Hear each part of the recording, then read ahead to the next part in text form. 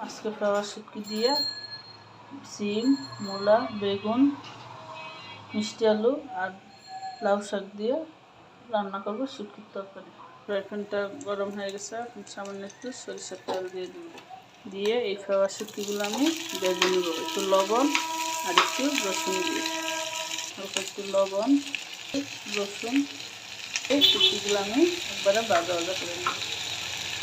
শুটকিগুলো ভাজা ভাজা করে নিলাম, এখন নামিয়ে নিব। কড়াই গরম হয়ে গেছে, এখন পরিমাণ মতো সরিষার তেল দিয়ে দিব। তেলটা গরম হয়ে গেছে, এখন দুটো শুকনো মরিচ ভেজে নেব।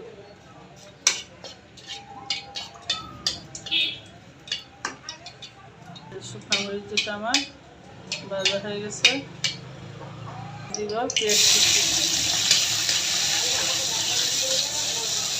এখন একটু মরিচা ফাঁকি দিয়ে দিব, হলুদ ফাঁকি দিয়ে দিব, ধনিয়া ফাঁকি দিয়ে দিব। দিয়ে সামান্য একটু পানি দিয়ে মশলাটা কষিয়ে দিই। সামান্য একটু গরম পানি দিয়ে মশলাটা কষানো হয়ে গেছে। এখন সবজিগুলো দিয়ে দিব, লবণ দিয়ে ভালো করে নাড়াচাড়া দিয়ে দিব।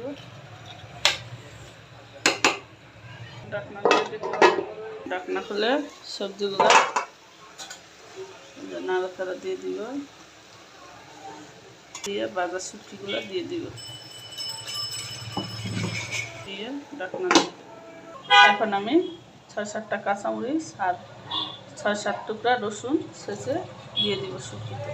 এই যে আমার পেস্ট, আমার এই যে কাঁচামরিচ আর রসুন শেষা হয়ে গেছে। এখন শুটকিটা আমি নাড়াচাড়া দিয়ে দিব, রসুন আর কাঁচামরিচ শেষাগুলো দিয়ে দিব।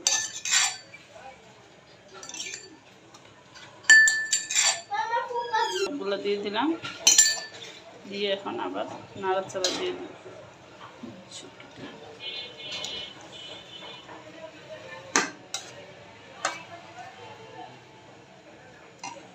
ঢাকনা দিয়ে রেখে দিব।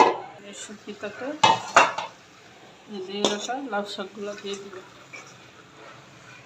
এখন আমি নাড়াচাড়া দিয়ে দিলাম, শাকগুলো দিয়ে আবার ঢাকনা দিয়ে দিব।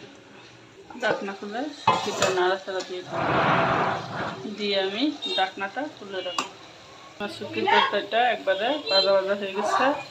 এখন ধনিয়া পাতা দিয়ে দিব, ধনিয়া পাতা দিয়ে দিব, দিয়ে নামিয়ে নিব।